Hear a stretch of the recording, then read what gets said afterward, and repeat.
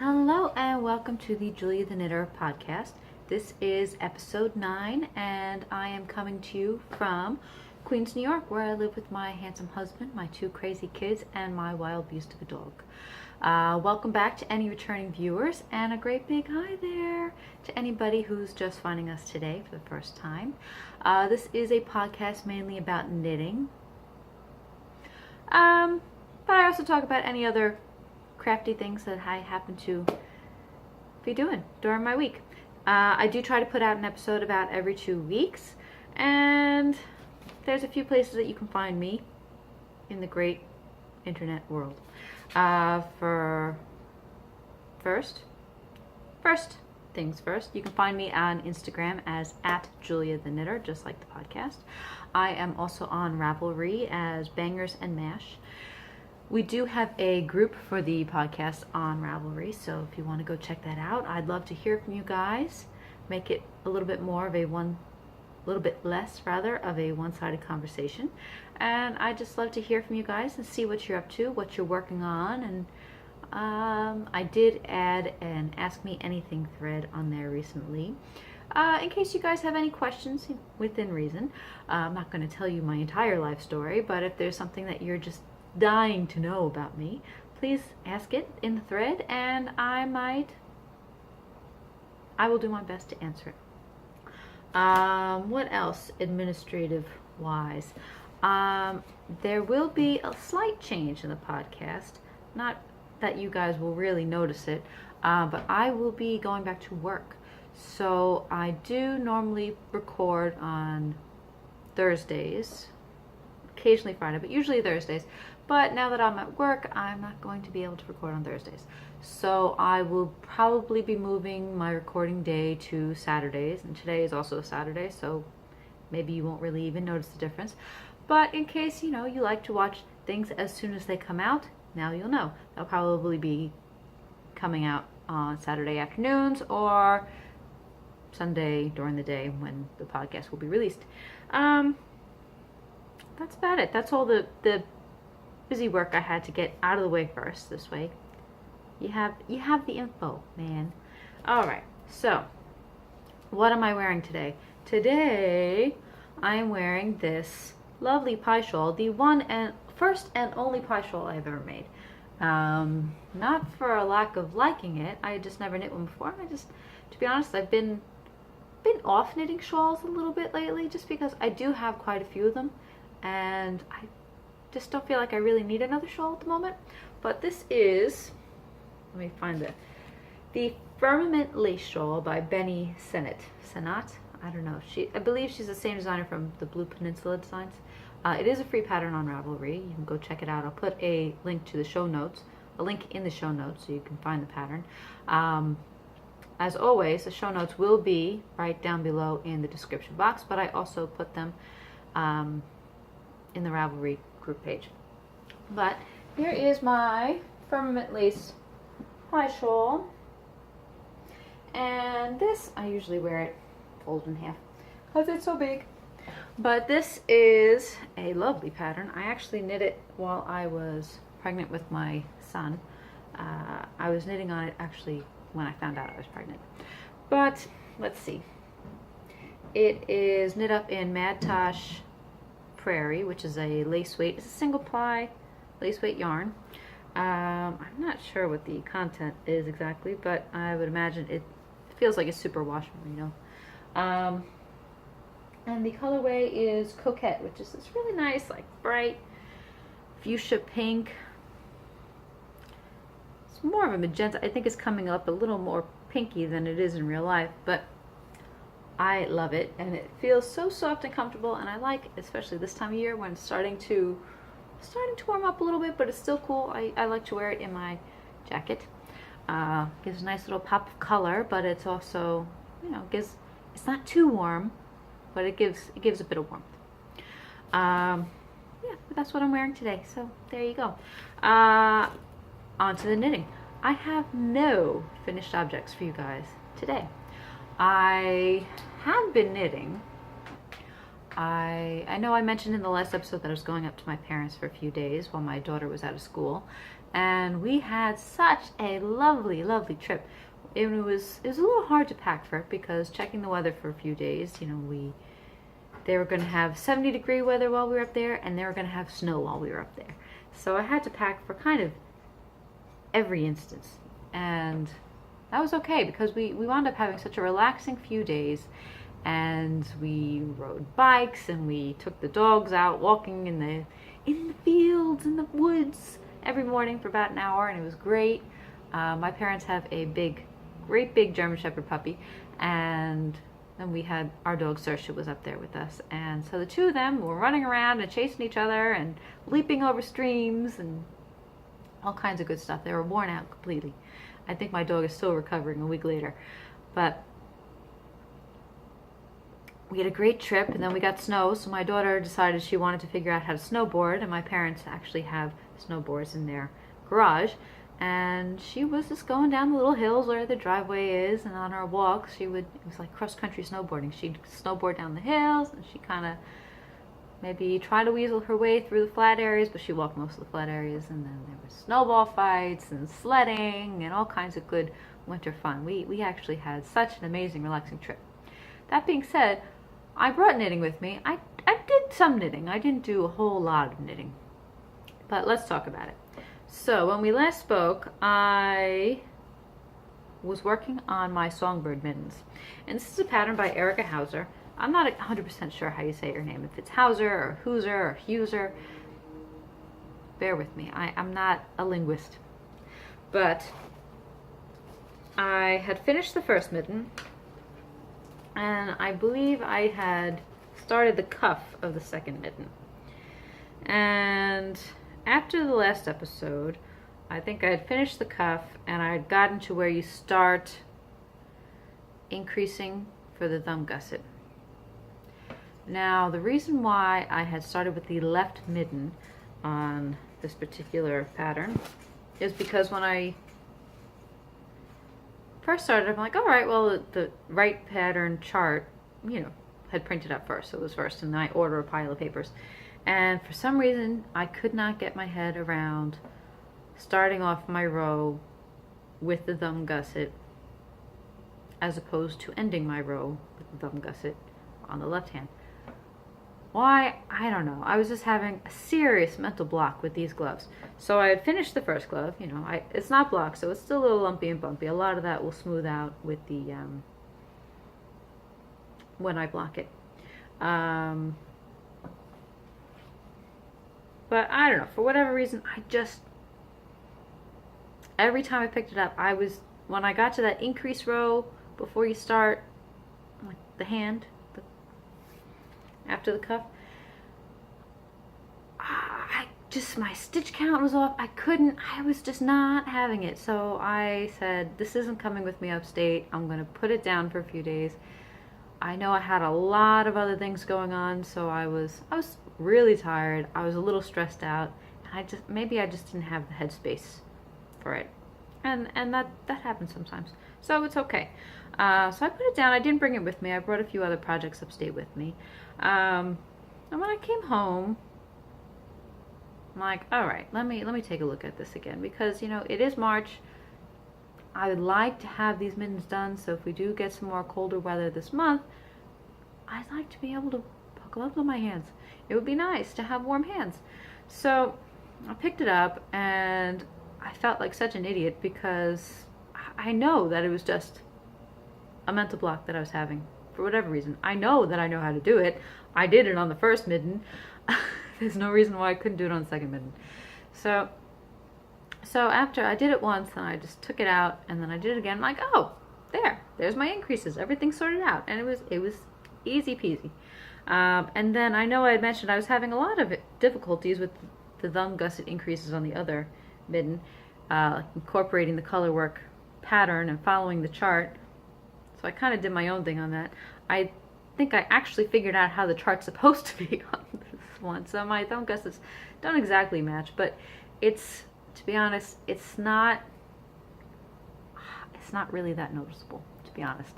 It was kind of like alternating the colors every row as like black, white, black, white, white, black, white, black, as opposed to alternating every other row. So I'd have like 2 rows that are the same and 2 rows that are the opposite. I can't explain it. I was having just we all have mental blocks about something every now and again, and this was just one of them. So I did get quite a lot of knitting done on these in this past week. I had split where the thumb is, so my thumb stitches are on scrap yarn being held off, and I got most of the hand done. In fact, I did probably about that much since yesterday. We had a real big nor'easter, so the weather wasn't great, and we kind of just took a real easy day, my son and I, while my husband was at work, and we watched movies, and we did some knitting, and had hot chocolate, and that kind of a day. It was good. It was that kind of weather. We had snow, we had rain, we had freezing rain. It was just real crappy out.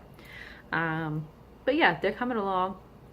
I think I only have about, I don't know how many rows. I want to say 10 rows before I start the decreases, but it's probably more like 15 or so. I don't know, but then I mean, I hope to have these done. Maybe I'll have them done this weekend and I can block them out and they'll be gorgeous, and maybe we'll get some cool weather next week and I can wear them. I mean, March you never know how it's going to go, and winter's not over till it's over. That's the way I look at it. I have spent way too many St. Patrick's Day parades in blizzard conditions to even invite the thought that spring might start before March 17th. It just doesn't work out that way, ever. I always think it's going to, but it never does. So I don't entertain that thought. So chances are I will have an opportunity to wear these again, although we've been having, aside from the nor'easter yesterday, we've been having some really pleasant weather here in New York. So we shall see. Let me talk about what kind of yarn I'm using. I know I've mentioned it in the past episodes, but this dark color here is my contrasting color, and it is by Ginger Twist Studios in the Ginger's Hand Dyed in her Masham Mayhem 4-ply base, which is 75% Blue Face Leicester and 25% British Masham. The colorway is Hocus Pocus, and you don't see it as well here. It's a really nice tonal, and it's, here, I'll show you the ball of yarn. I actually have it left over from a sweater I had knit. Oh, there, it's kind of showing it pretty well. So you've got, it's like a charcoal or slate gray, and it's got these little green and blue undertones here and there. And it's really cool. It's really soft and warm, but lightweight. It's a fingering weight yarn. And my main color that I'm using is this real nice speckled yarn in this new to me base. I've never used this particular yarn company, this yarn dyer, before. I've never used yarn from this company, I guess I'll call it. This is in the Perfect Stitch Fibre company. I actually received it in a Fibre swap earlier this year, last fall, and it's really nice. It's their Gumba base, which is 100% Superwash fine merino wool in their cookies and cream colorway. And it's just this creamy white with little dark speckles in there. And the two of them together look nice because it has, I like the way that it has some of that dark charcoaly gray color in the speckles. And, you know, so it's not exactly black and white. And maybe you can see it here. Some of the, no, I don't think it's really showing up. So some of the white spots, maybe here, they're not, it's a little muddy almost. I don't know. I don't know how to describe it, but I like it. And I could try on one and show you how it looks like. And I'm so excited for these to be done because I really want to wear them. They're so warm and cozy, and I've got this little bird. And I actually really love the back side of these gloves. I love the way they came out. And the pattern, the picture in the pattern actually has the colors reversed. So it's the light background with the dark bird. And you know what? It wasn't me. So I reversed them. I went for the dark background. And I like the way it came out. And I really love the back of this pad. It's like a damask pattern or what have you. I really like it. So I'm really excited to have those finished. I hope hopefully we'll have those done this weekend, but this week, hopefully the latest. That's that. Next, what else am I working on? So I did not bring those upstate with me. I did, however, bring this next project, which I believe I mentioned yes, I did talk about it last episode. I am knitting a pair of vanilla socks. I think I couldn't decide whether they were going to be for me or for my daughter in the last episode, but I decided they're going to be for my daughter because why not? I have a lot of knit socks, so it's not like I'm hurting for socks at the moment. But these are being knit up, in this lovely yarn by Mustache Yarns. She is known for her great self-striping yarns, and this is the first time I've actually ever knit with her yarn. And it's really nice. It's got a nice dense feel to it. This is her perfect sock self-striping in her OCD skeins. So you get two 50-gram skeins that are supposed to be identical, so they start at the same point. And this is the Rey Colorway, which is inspired by the Star Wars movies and The Force Awakens. And that's about the time that this came out. So this has actually been sitting in my stash for 2 years. So I'm really glad to be using it up. It's nice. It's got like a solid 3-stripe with this tan and this bright blue, but in between it's got this nice variegated big stripe, I guess I should say, with oranges and grays and sandy colors, and it's nice. So I did my basic vanilla sock, and I did 2x2 rib. I did the leg to look long enough, and I did my standard heel flap and gusset, because still at that point I wasn't sure what I was going to be knitting the socks for, and I like the heel flap and gusset. And my daughter is the last pair of socks I did for her, I used a short row heel. I think I used the one from Mina Phillips' pattern, her German short row heel, and my daughter seemed to like the way that fit, but they don't fit me right, so I didn't knit that in this pattern because I didn't know what they were going to be. And then I did a rounded toe, but that is sock 1. So I don't believe the first sock was finished when I spoke last to you guys, but I finished the first sock, and I'm on the second sock. Hold on, my yarn is all wound up in my DPNs. 1 second. Sorry. I like to be able to show it off, but I've got yarn. Okay, so this is my second sock. I have the leg knit, heel done, and I don't think I finished the gusset decreases, but I'm just about there. So that's that. I just got to finish that up, and then my daughter will have another pair of socks. She has been loving knit socks this winter, which is nice because I always knit her socks, because who doesn't love knit socks? But this year she's really loving them. So I don't mind knitting her all the socks. And so that's that. There's not much to be said. It's just a vanilla sock. Nothing all that fancy. Okay. It's project number 2. Done and done.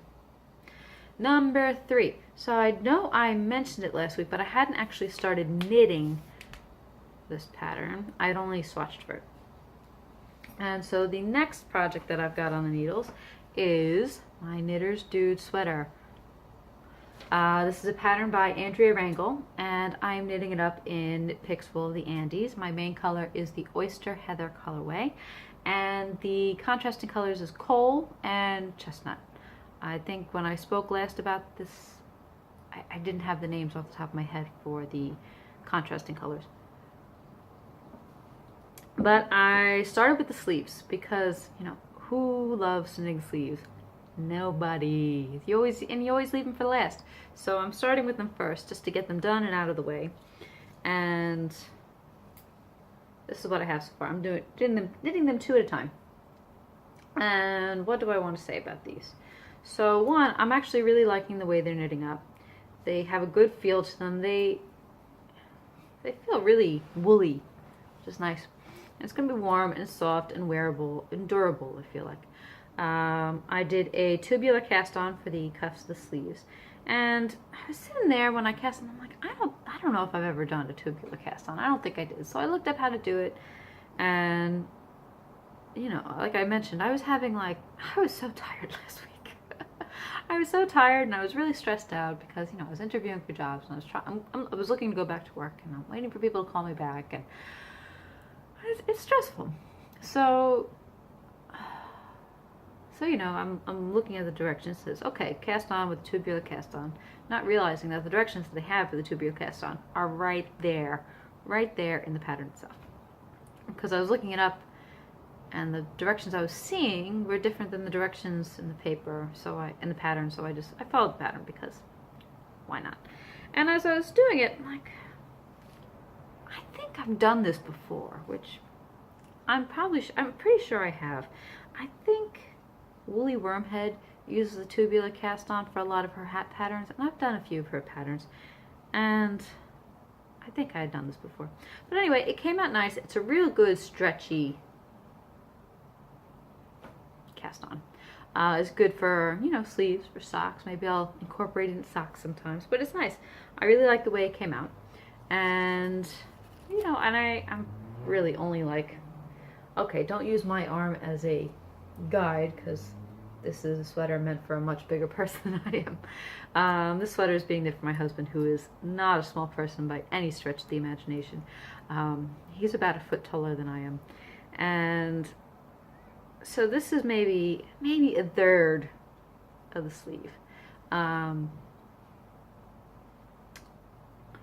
pattern actually mentions, you know, if you find that your color work sections are knitting up a little tighter than your plain sections, to go up a needle size. And after I knit the first color work section, I did notice that it was a little tighter. Not enough that I'm going to take it out and do it again, but enough that I am going to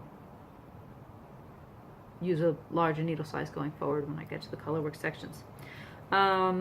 I knit the cuffs in a size 5. I'm knitting the body in a size 6 US needle, and so I'll be going up to a size 7 in the color work sections from now on. What else do I want to say about that? I think that was it. I'm really enjoying it. It's a really nice pattern. It's the only thing I don't love about it is that maybe it's a silly complaint, but like you have to do. There's a lot of things going on at the same time, so you have to do the increases, you know, so many rows, and then the color work pattern, the color charts, or whatever you want to call it, they're done at the same time, and the row numbers that you do things on don't really match up, so it's a lot of going back and forth and keeping track of what row am I on for this and what row am I on for that, and that's a little annoying. And then, you know, what chart you're using is on a completely separate page, so you have like 3 sheets of paper in front of me at any given time when I'm knitting this pattern up so far. That's really my only complaint about it, which is a stupid complaint, I know, but what are you going to do? It just makes it a little bit more of a hassle. I worked on this a little bit earlier in the week, and it was funny because one evening early this week, my daughter was doing homework, and I was sitting on the couch working on it after dinner while my husband was sitting on the couch and we were watching Jeopardy or something like that. He's like, oh, what you working on? You working on anything for me? I'm like, well, yeah. I'm like, yeah, I'm making you a sweater. He's like, what? I'm like, yeah, and not just any sweater, the sweater. I'm making you the dude sweater, like the Big Lebowski dude sweater. And he got very excited. I'll just leave it at that. He was so excited that I was making him that sweater. So, you know, it's the little things in life. This sweater will actually be the first time I'm steeking a sweater. And if you don't know, steeking a sweater is when you knit the body in a round, and I believe you reinforce stitches. I've never done this before, so don't go tell me, oh no, you got it wrong, oh no, I don't know what that is. Needless to say, the end of the story is you cut it up. So you knit it in the round, and then you cut it up. You cut up the opening to make it into a cardigan. I've never done that before. It's a little scary. I think it'll be okay because this yarn it's not really slippery, so I think it'll hold together well. That's that. We'll see how that goes. a little nervous about it, but I got plenty of time to kind of get used to the idea.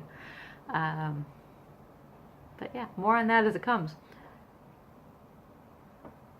What else have we got? That is really all I've been working on knit-wise. I don't have any sewing to talk about. I didn't sew at all this week.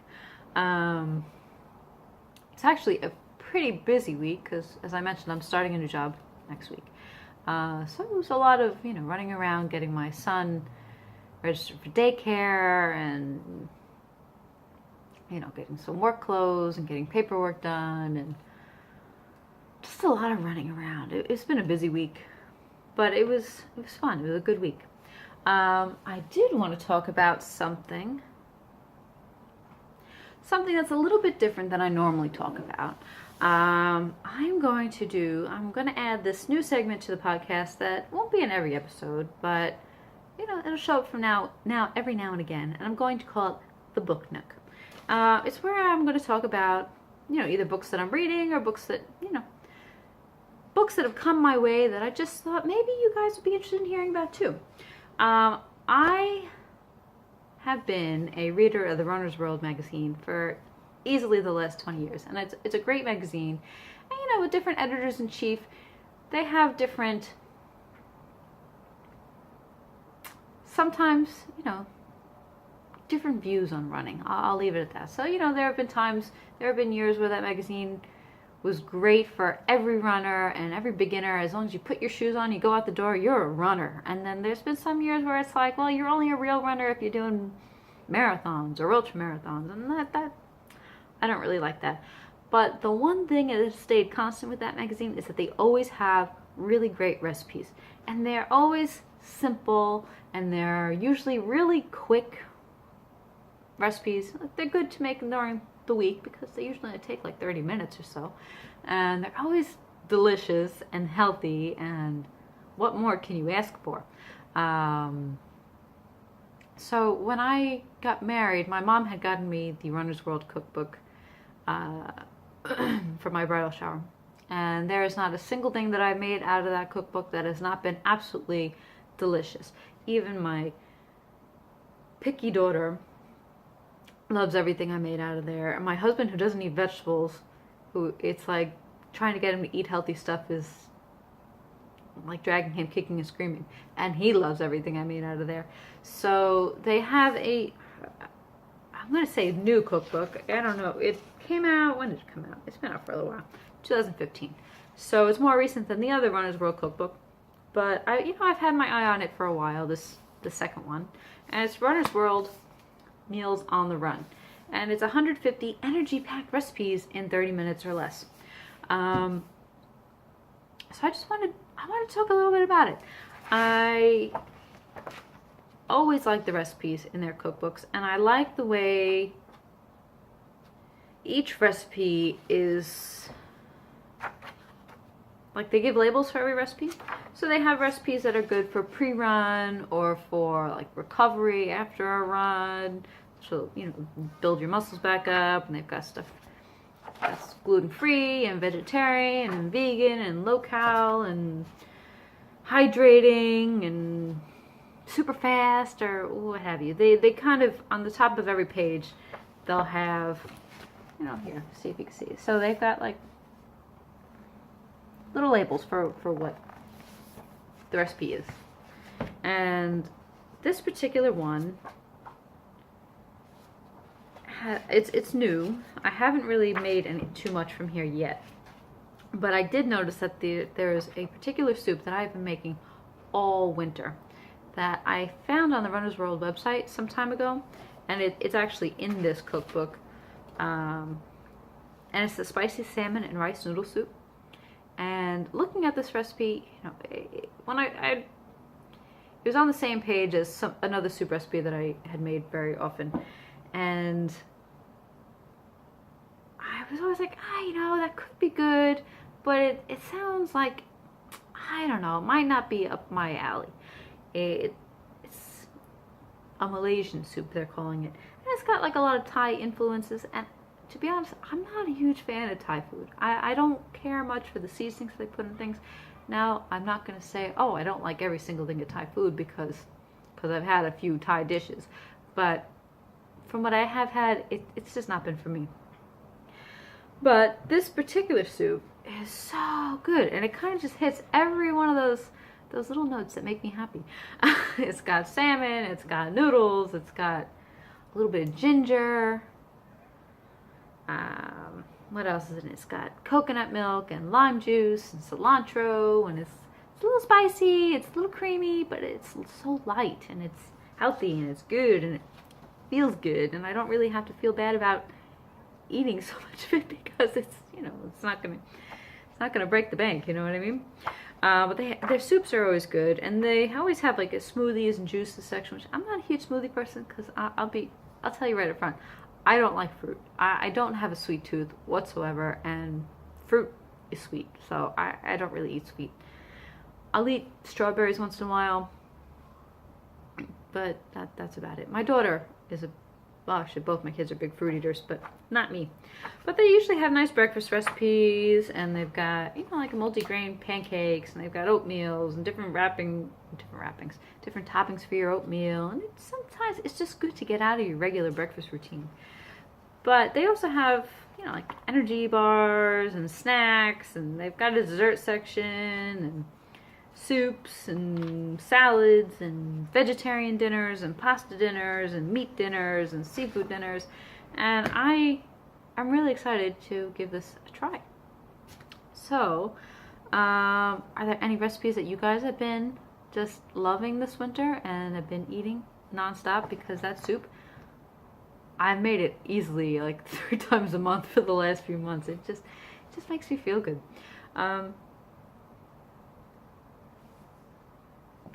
But that's about it. I guess that's really all I wanted to say about it. I'm really excited to try it out. There's a lot of really cool looking recipes in there. My daughter actually gave up meat for Lent this year, which, yeah, I wasn't thrilled about, but at the same time, I don't really want to discourage her from, you know, picking what it is that she wants to give up for Lent. It is a personal decision. So I've been working really hard to make sure, you know, one, that she's getting the amount of protein and nutrients that she needs, and 2, you know, trying to not leave her out of dinner time, because, you know, I'm trying to kind of swap out, you know, say I'm making spaghetti and meatballs for dinner, you know, I'll make some vegetarian type meatballs, or if I'm making tacos for dinner, you know, swap out some veggie chicken, or put some tofu or marinate some tofu or stuff like that. So I'm trying to incorporate whatever she's having into whatever we're having too. So what's nice about this cookbook is that they do have a nice vegetarian section, and they kind of tell you, you know, one, they tell you how much protein and everything is in it, but they also, like your regular run-of-the-mill veggies and pasta. So, you know, they've got a real nice rice bowl that I think I'm going to have to make in here. They've got some nice vegetarian soups. They've got stir fries. They've got all kinds of different things, and I can't wait to try it out. So that's that. That's about all I had to say about that cookbook. And I think that's all about all I had to say to you guys in general this week. I hope you guys have a lovely weekend. I hope to speak to you guys again real soon. I will be getting as much knitting done. I don't know how much knitting I'll be getting done with this new job. I do have a pretty long commute with it. But we'll see. So there's changes on the horizon, and what do we do when there's change? We adapt. So that's all we got. I will talk to you all soon. I hope you have a lovely week. Happy knitting, happy crafting, and see you later.